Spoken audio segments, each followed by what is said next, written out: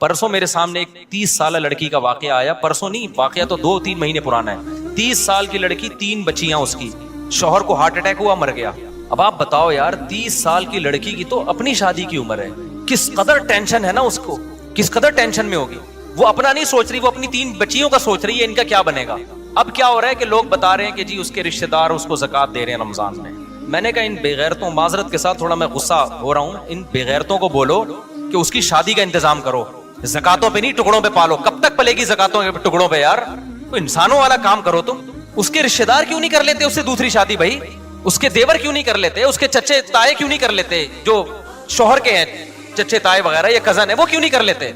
ये 3 बेटियों को अजनबी पालेगा ये अच्छा है, या उसी के चच्चा ताए पाले वो अच्छा है। नहीं आ रही मेरा ख्याल है बात समझ में। ये जो मैं इतना पागल हो जाता हूँ ना 2-2 शादियों पे, मेरा दिमाग नहीं खराब है। आप सोसाइटी में जाके अजाब तो देखो, उसमें क्या गुजर रही होगी लड़की। ऐसी बेशुमार है हमारे इल्म में, 20 साल में बेवा हो गई, 22 साल में बेवा हो गई, बर्बाद हो गई जिंदगी उनकी। वो कह रहे हैं हम अपने आप को पाले, अपने बच्चों को पाले, और सोसाइटी क्या कर रही है, वो देवर का मखत ले जाके ज़कात दे रहा है उसको। अबे तू अपनी भाभी से शादी कर ले, अपने यतीम भतीजों को पाल ले यार तू। नहीं जी, बीवी से डर रहा है, बीवी को बाप बना लिया यार तुम लोगों ने, उससे नहीं डर रहे तुम खुदा के अजाब से। मैं उससे कह रहा हूँ देवर से, तू अपनी भाभी से शादी कर ले, कह रहा है मेरी बीवी मारेगी। मैंने कहा छोड़ दे उस अजाब को यार, छोड़ दे, जो रखे, जो तेरा साथ दे ठीक है, नहीं तो दफा करो यार, उसको लानत भेजो। जब तक ऐसे ढीठ नहीं बनोगे ना, सोसाइटी तब्दील बोलो नहीं होगी। मैं अगर आपके सामने लिस्टें पेश करना शुरू कर दूं ना उन लड़कियों की जो जवानी में तलाक हुई है, बेवा हुई, जो जिनाकार बनी है, वो अपनी बच्चियों को बेचने पर मजबूर हुई हैं, तो तुम खून के आंसू रोगे यहां बैठ के। एक औरत का ख्याल किया जा रहा है, मेरी वाइफ नाराज हो जाएगी, सोसाइटी जाए भाड़ में, भले तबाह हो जाए, जिना फैले सोसाइटी में। तो मुझे मैं ऐसे लोगों को जानता हूं। 90 की बात है, 90। अब मैं पूरी डिटेल नहीं बताऊंगा, वो समझ जाएंगे मेरे बारे में बात हो रही है। 90s के शुरू में केस मेरे पास आया, 2 जवान लड़कों की शादी हुई। एक की उम्र मेरा ख्याल है 20 साल होगी, एक की उम्र 21 साल। उनको लव मैरिज हुई, दोनों भाइयों की लव मैरिज हुई। लड़की की उम्र मेरा ख्याल है 17-18 साल की थी, और दोनों की ना, दोनों भाइयों को कहीं लव हुआ, तो अब्बा के 2 ही बेटे थे, उन्होंने दोनों की कर दी शादी। बड़ी अच्छी जिंदगी, दोनों भाई एक घर में रह रहे, उनकी बीवियां भी एक घर में। अब क्या हुआ है कि जी एक को कैंसर हो गया, वो मर गया। 3-4 साल के बाद ना 3-4 बेटियां हो गई, और बेटियां भी बेटे की लालच में होती हैं, वरना इतनी बेटियां आजकल कोई पैदा नहीं करता। वो 3 बेटियां हो गई लगातार, कि अब अगले साल लड़का आ जाए। वो हो गई 3 बेटियां लगातार हो गई, और लड़के की हो गई कैंसर से डेथ। 1990 से लेके ना आज तक वो लड़की ऐसे ही बैठी हुई है। उसकी उम्र कितनी थी जब वो बेवा हुई है? 20 या 21 साल। समझ रहे हो, इंतहाई खूबसूरत लड़की, 20-21 साल की। 3 अब क्या हो रहा है कि वो बेटियां पाले या वो अपने आप को पाले। सोसाइटी को उस पे तरस, बोलते क्यों नहीं भाई? नहीं यार, लोग जा रहे हैं ताजियत के लिए, अयादत के, ताजियत के लिए, बेवा हो गई, कुछ लिफाफा दे के आओ। मैं उस वक्त, मैं बच्चा था उस वक्त, मैं कह रहा था इन बेगैरतों को बोलो उस देवर से इसकी शादी करा दें जो उसी घर में रहता है। बताओ इसकी कहीं अजनबी जगह पे होगी तो सौतेली बेटियों पे कैसे इतमाद किया जाएगा? कैसे मर्दों की हवस की निगाहें आज इस जमाने में, फोश फिल्में सारी रात बैठ के देख रहे होते हैं, तो इन पे एतमाद करोगे कि जवान सौतेली बेटी इसके हवाले की जाए सौतेले बाप के? कितने केसेस आ रहे हैं सौतेले बाप के उल्टे, वो बीवी पे थोड़ी मर रहा हो तो फिर आगे उस जवान बेटी पे मर रहा होता है। गैरत तो बहुत थोड़े लोगों में रह गई है। मैंने कहा भाई इसके देवर से बोलो खुदा के लिए। मैंने लोगों से कहा जो भी ताजियत के लिए जा रहे थे, मैंने कहा अगर आप इस पर एहसान, में बच्चा था उस वक्त, मैट्रिक भी मेरा ख्याल नहीं किया था मैंने। मैं लोगों से कह रहा था कि यार ये जो 2 भाई एक घर में रहते, तीसरा कोई भाई भी नहीं है, तो वहीं रह रही है ना, पहले से ज्वाइंट फैमिली में रह रही है, तो वो इससे भी कर ले। एक बीवी तो पहले से है, अब अपने भाई की बेवा से कर ले, बच्चियां पल जाएंगी, बच्चियों को एक नया बाप मिल जाएगा। ना ना ना ना, मौत है ये लफ्ज जबान से। उसकी पहली बीवी पे तरस आ रहा है, हाय बेचारी पे सोकन आ जाएगी। अबे मैंने कहा उस बेचारी पे सोकन से तुम्हें खतरा हो रहा है, वो थोड़े दिन में भूल जाएगी सोकन। हर गम थोड़े दिन चलता है, उसकी सारी जरूरतें पूरी हो रही हैं, उसको नान नफका भी मिल रहा है, उसके बच्चों का बाप भी है, उसको घर भी मिला हुआ है, सब कुछ है। एक शिरकत हो जाएगी थोड़ी सी यार, मुसाफिर खाना है दुनिया, बर्दाश्त कर लो। ना ना ना ना ना, ज़कातें और ये टोपी ड्रामे लगा के रखे हुए, सदके खैरात, और जो करने का काम है वो कर नहीं रहे। सारी जिंदगी अब तक बैठी हुई है वो ऐसे। नहीं आ रही मेरा ख्याल है बात समझ में? अब तक वो मेरा ख्याल, अब तो क्या बेचारी की, मुझे नहीं पता उसके बाद, मुझे नहीं पता वो उनका हुआ क्या ना। मैं कभी वहां गया, मुझे केस आया था सामने, लेकिन इतनी बात पता चली कि अब तक क्या है, अब तो बच्चियों की टेंशन में 20 साल 21 साल की लड़की सारी जिंदगी किसकी टेंशन में गुजार रही है। और मैं फर्ज कर रहा हूं कि बहुत दीनदार होगी इंशाल्लाह, लेकिन ऐसे हालात जब आते हैं, जॉब बाहर जाके जब वो जॉब करेगी تو آپ مجھے بتاؤ جب جاب میں لوگوں کو پتا چلے گا, اس کے باس کو پتا چلے گا بیوہ بھی ہے, کم عمر بھی ہے, خوبصورت بھی ہے, ضرورت مند بھی ہے, وہ ہوس کی نگاہیں ڈالے گا اس پہ نہیں ڈالے گا؟ آپ کیا سمجھتے ہیں وہ اپنی بہن سمجھ کے اس کے ساتھ ڈیلنگ کرے گا؟ وہ بہن سمجھے گا اس کو؟ کتنی ضرورت مند خواتین ہیں, لڑکیاں ہیں جنہوں نے جاب کی ہے, آپ کے سامنے اپنے دل کا راز تھوڑی آگے بتائیں گی. وہ تو ہمیں آگے بتاتی ہیں کہ ہمارا باس ہمارے ساتھ کر کے آ رہا ہے. کہتی ہیں ہم اپنے باپ کو نہیں بتا سکتے کیونکہ ابا جاب سے ہٹوا لے گا ہمیں. ریپ ہو رہے ہیں ان کی عزتوں سے کھیلا جا رہا ہے. پھر بعض تو ایسے ہوتے ہیں کہ ان کو بھی چسکا لگ جاتا ہے گناہ کا, یار یہ پیسہ کمانے کا آسان راستہ ہے. تو اس لیے بھائی سوسائٹی پہ ترس کھاؤ. ہم کوئی بیوقوف نہیں ہے جو 4 شادیوں کی بات کرتے ہیں. ہمارا کوئی دماغ خراب نہیں ہو گیا. آپ کی 4 شادیوں سے ہمیں کوئی فائدہ نہیں ہے, لیکن اگر اس کو رواج نہیں ڈالا, خدا کی قسم نسلیں تمہاری بھگتیں گی اور تمہاری نسلیں برباد ہو جائیں گی اس طرح سے.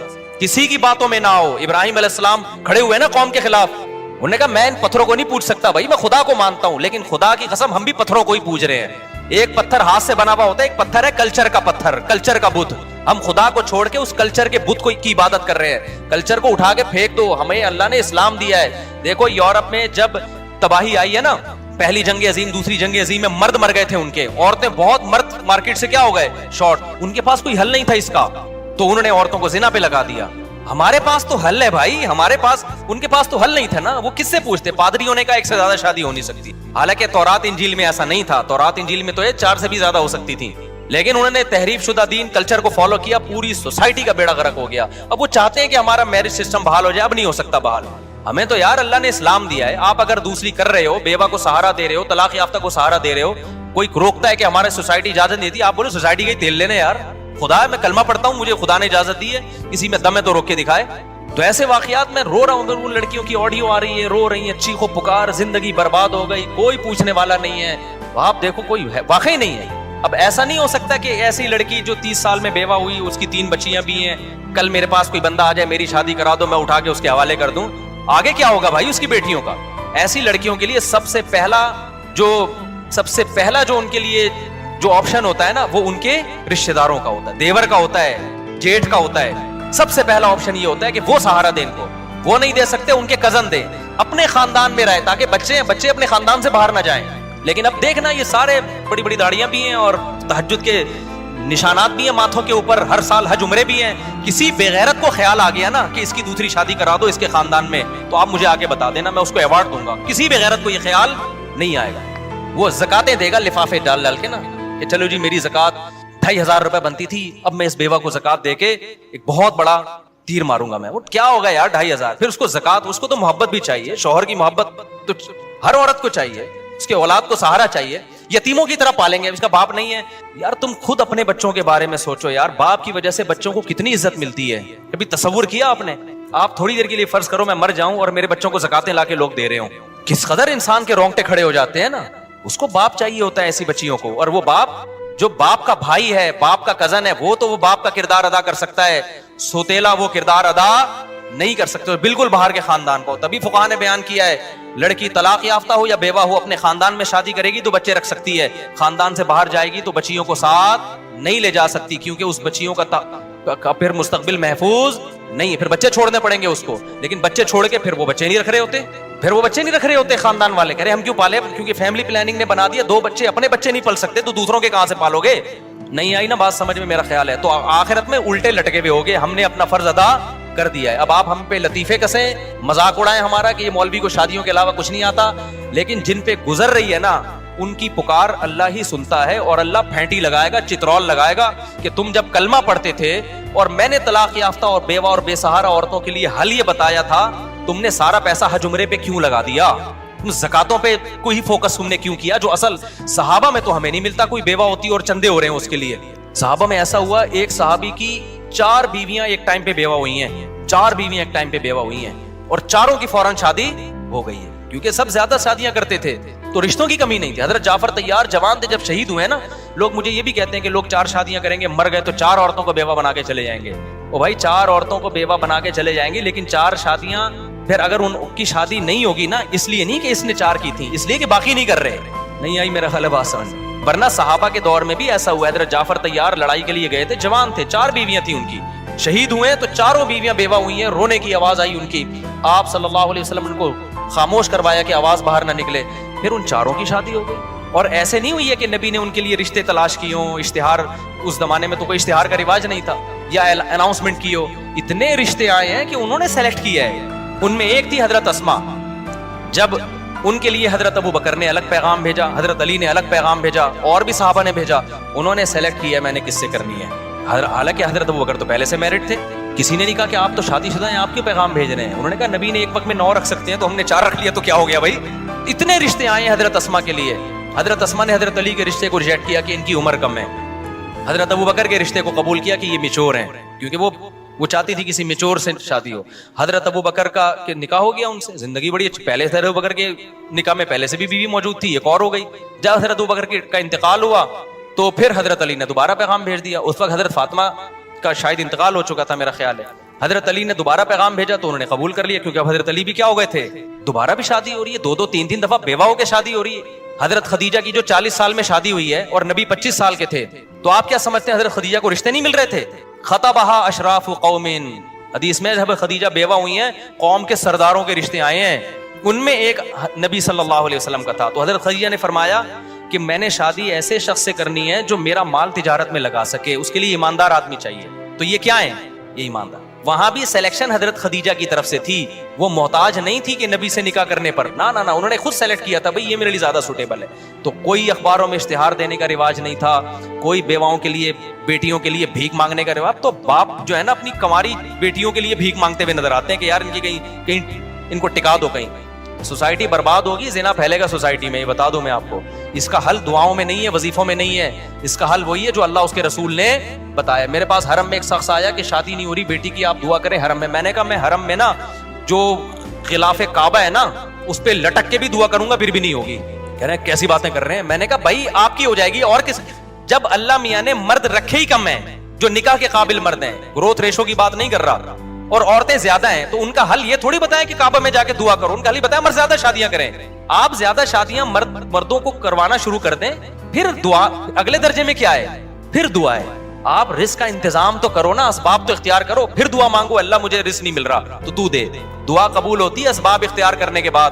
مرد ہے نہیں, نکاح کر نہیں رہے, اور آپ کہہ رہے ہو کہ اپنے بیٹے کو شادی کرنے نہیں دیتے اور بیٹی کے لیے کہہ رہے ہو کہ رشتے ہی نہیں ہے, تو دعائیں مانگ رہے ہو جا کے, خود اپنے آپ کو بیوقوف بنا رہے ہو. بھائی ہوتا ہے کہ نہیں ہوتا؟ باپ اپنے بیٹے کو کرنے نہیں دے رہا شادی, اور بیٹی کے بارے میں کہہ رہے رشتے کیا ہیں, ہے ہی نہیں, میں دعائیں مانگ رہا ہوں اللہ سے. اللہ کہے گا نا تو کسی اور کی بیٹی کو تو نپٹا نہیں رہا, اپنی بیٹی کے بارے میں کیا کر رہا ہے, تو دوسرا بھی یہی کر رہا ہے کہ وہ اپنے بیٹے کو نہیں کرنے دے رہا. تو اسباب اختیار جب تک نہیں کرو گے معاملہ حل نہیں ہوگا. تو میں اس میں بہت سینسیٹیو ہوں, میں نے حالات دیکھے ہیں, سمجھ رہے ہو, جو حالات میں نے بوڑھوں کے دیکھے ہیں, برین ہیمریج سے مرتے ہوئے دیکھے ہیں. ہم اسی سوسائٹی میں پیدا ہوئے ہیں بھائی, کوئی مریخ سے آئے ہوئے لوگ نہیں, اپنے ریلیٹیوز میں دیکھے ہیں, اور اب بھی نظر آ رہے ہیں آئے دن. میں نے تو فون سننے چھوڑ دیے اسی وجہ سے یار, ڈپریشن کا مریض بنتا ہے یار. اتنی لڑکیاں, اتنی عورتیں جو جن کی چیخو پکار ہے نا, جتنے ماں باپ ہیں. ایک دفعہ میں گیا کسی کے گھر, اس بوڑھے پہ مجھے اتنا رونا آ رہا تھا. اس کی بچی جوان طلاق آ کے گھر بیٹھ گئی. وہ بوڑھا آدمی نے پورا نا ایک کمرہ جہیز سے جمع کیا ہوا ہے, مجھے دکھایا یار مفتی صاحب اس بچی کی شادی کرا دو. پورا یار اس کا کباڑ کھانا بنا ہوا تھا بیچارے کا. وہ غریب نے اپنا نا جوڑ کے, لوگ کہتے ہیں نا جہیز کی وجہ سے شادی نہیں ہو رہی, جہیز نہ ہونے, جو اس کا پورا کمرہ ہے وہ کباڑ اس لیے کہہ رہا ہوں کہ پرانا ہو گیا تھا. مجھے اتنا ترس آ رہا ہے یار, یہ کیا یعنی کیا کریں اس کے گن پوائنٹ پہ تھوڑی ہم کسی کی کرا سکتے ہیں. کیوں, جب ایک کرنی ہے نا تو معیار بہت اونچا ہوتا ہے, دوسری پہ ہو جاتا ہے, دوسری پہ وہ دینے کے لیے تیار نہیں, کیوں رواج نہیں ہے. وہ کہے گا یار پتہ نہیں, اور کرے گا تو کوئی دے گا نا, وہ تو کوئی کر ہی نہیں رہا تو دے گا کہاں اگلا. اور جو کرنے کی سوچتا ہے نا اس کا معیار اتنا اونچا ہے, اف کہہ رہے تو میں دوسری کر رہا ہوں اتنی ٹینشن میں, طلاق یافتہ سے کر لوں. اس کو معیار یہ ہے کہ اس کو کوئی بالی ووڈ کی ایکٹریس چاہیے, اس کو ثنا خان چاہیے اس کو, یا اس جیسی کوئی. سمجھتے ہو کہ نہیں سمجھتے؟ ایسا نہیں ہوتا میرے بھائی, ایسا نہیں ہوتا. تو اللہ کے لیے کام شروع کر لو, سوسائٹی کو اٹھا کے کیا کرو, ایسے کی تیسے, اچھی نیت سے کرو. بہتر تو یہ طلاق یافتہ بیوہ سے کرو. بیگم رکاوٹ بن رہی ہے, اس کو عزت دو, محبت دو, بولو بیگم مجھے پتا ہے آپ کا غم ہے لیکن سوسائٹی کی نیڈ ہے یہ ضرور. اور چھپن چھپائی نہیں کھیلو شادیوں میں, ٹھیک ہے. زنا سے تو بچ جاتا ہے آدمی چھپ کے شادی کرنے میں, لیکن خاندانی آدمی وہی ہوتا ہے یار, ہے تو ہے ایسی کی تیسی یار, اس کے بھی وہی حقوق ہیں جو اس کے حقوق ہیں. یہ چھپن چھپائیوں والے معاملے نہ زیادہ عرصہ چلتے ہیں, بیویوں کو جب لٹکا کے چھوڑ دیتے ہیں اس میں, کچھ دن کے بعد جب دل بھر گیا تو بوجھ لگنے لگتی ہے, اس کو نکالنے کے چکر میں ہوتا ہے. یہ غیر خاندانی لوگوں کی حرکتیں ہوتی ہیں. خاندانی آدمی کہتا ہے جب میں نے شادی کی ہے تو ایسی کی تیسی, میرے قتلے بنا کے مار دو, مجھے بھگتے سے جو ہے نا سری پائے میرے الگ کر دو. किया है मैंने, जाओ जो मर्जी करना है करो। इसमें चंद दिन टेंशन होगी, पूरी जिंदगी सुकून से गुजरेगी। ससुराल को पता चल जाएगा भाई ये बहुत डीट है इस मामले में। हमने भी शुरू में टेंशन में टाइम गुजारा, अब अल्लाह का शुक्र है हम टेंशन से अल्लाह ने बचा लिया। अल्लाह बचाए ही रखे मुझे, अल्लाह में ऐसे भी बहुत डर लगता है। अल्लाह कहे तू बगैर टेंशन की, अच्छा तो इसलिए अल्लाह ने बचाया हुआ है। लेकिन हमने बड़ी टेंशनें उठाई हैं, ऐसा नहीं हो गया।